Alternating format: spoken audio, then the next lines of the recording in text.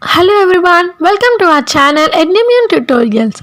Now let's discuss the last topic from chapter 2, that is Bluetooth. We all are familiar with the term Bluetooth, which we generally use for transferring files, pictures, videos from one mobile to another. These are all the devices which we can connect using Bluetooth. For example, like TV, speakers, smartphones, and etc. This is in a general way. In a technically, we define it as a Bluetooth is a wireless, short range, low power and inexpensive radio solution that allows small devices to communicate with each other. Now let's see the architecture. In a working Bluetooth network, a device can either be a slave or a master. You can see there'll be only a single master, and to a master there can be any number of slaves. Communication can only takes place between the master and the slave. Direct communication between two slaves is not possible. A set of Bluetooth sharing a common network is known as a piconet. It is the basic unit of a Bluetooth system, which consists of a master node and the slave nodes. And the slave nodes can be up to maximum of 7 slave nodes within a distance of 10 meters.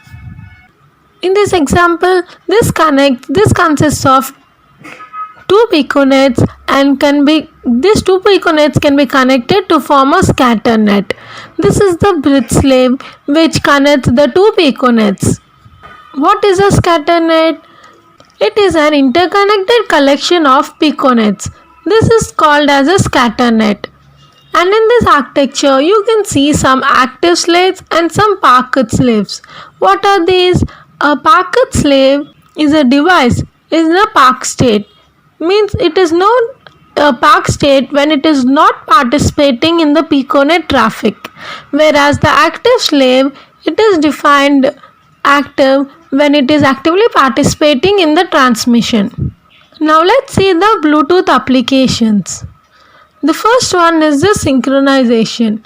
It enables PDA, PC, laptops to talk to each other. That is connection of devices like two mobile phones or a headphone to a laptop, like that. That is known as a synchronization. Next is the internet bridge. With Bluetooth, portable computing devices like a notebook can surf internet anywhere. Next is the cordless headset. This is a well-known example for all of us, where most of us use it. That is connecting the headset without any wires using the Bluetooth mechanism. And Bluetooth also helps in file transferring between two mobiles. It defines a client-server relationship for an object exchange. 25 applications are called as a profiles. This is the Bluetooth protocol architecture. Here you can clearly observe that the protocol do not follow any OSI or TCP model. But the bottom layer is the physical layer, which is similar to the physical layer in the OSI model, which deals with the radio transmissions and modulation. Next is the link control. It is also known as a baseband.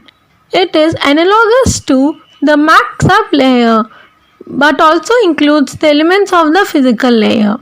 It deals with how the master controls all the slaves and how these slots are grouped into frames. This link manager provides reliability for data transfer and includes power management, pairing encryption, and the quality of the service. This dotted line indicates that, or in other words we can say, it acts as an interference between the link layer and the L2CAP. Now what is L2CAP? It is a frame of variable length messages and provides reliability if needed. Next comes the service discovery. This all service discovery RFCOMM, it comes under the application layer. In data link layer, L2CAP and the link control will be there. Now let's see the function of what service discovery does. It is to locate the services. It helps in finding the different services. RFCOMM means it enumerates the serial port on the PCs. And as you know, application layer is the layer where all the applications are located. Each cell phone is a profile. It represents the protocol stack for a particular purpose. This is a brief notes where you can find all the details and functions of the protocols which we have discussed just now. As we have discussed, the link manager is responsible for the setting up links. And then next, L2CAP means Logical Link Control and Adaptation Protocol. It is used for multiplexing quality of service. The next comes the Service Discovery Protocol. It defines how a client application can act to a discovery of Bluetooth server. This radio layer consists of 2.4 GHz and band is divided into 79 channels of 1 MHz. It has an adaptive frequency hopping. Next, in the link layer, pairing is done in two ways.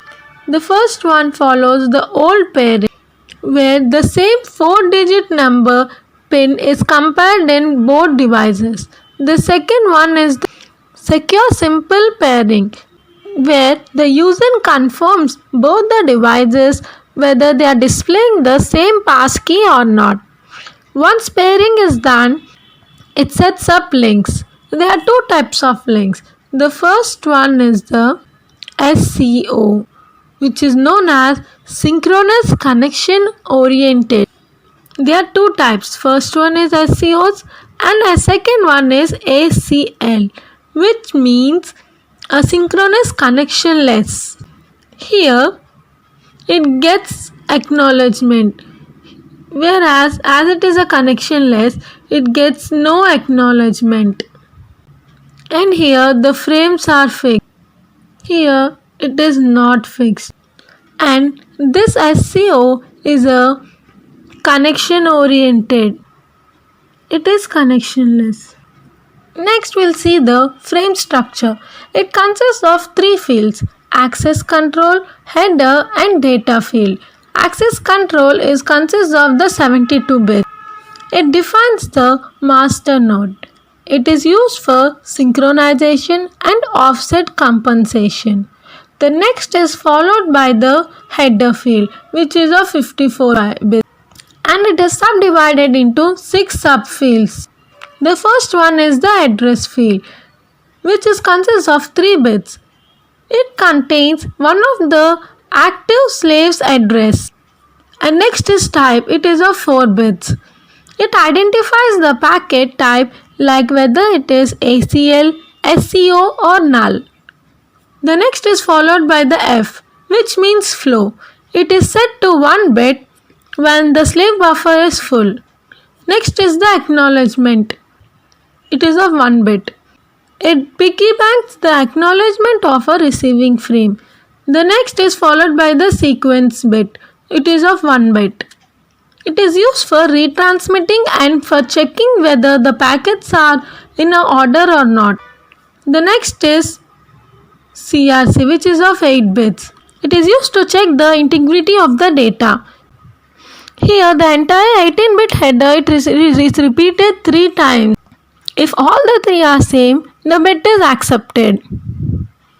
The enhanced structure is also same, but the guard and the trailer is an additional fields here. The guard tells us, which is of a 16-bit, tells us to switch faster, whereas the trailer is added at the last, which is of 2 bits. This is a short notes of what we have discussed.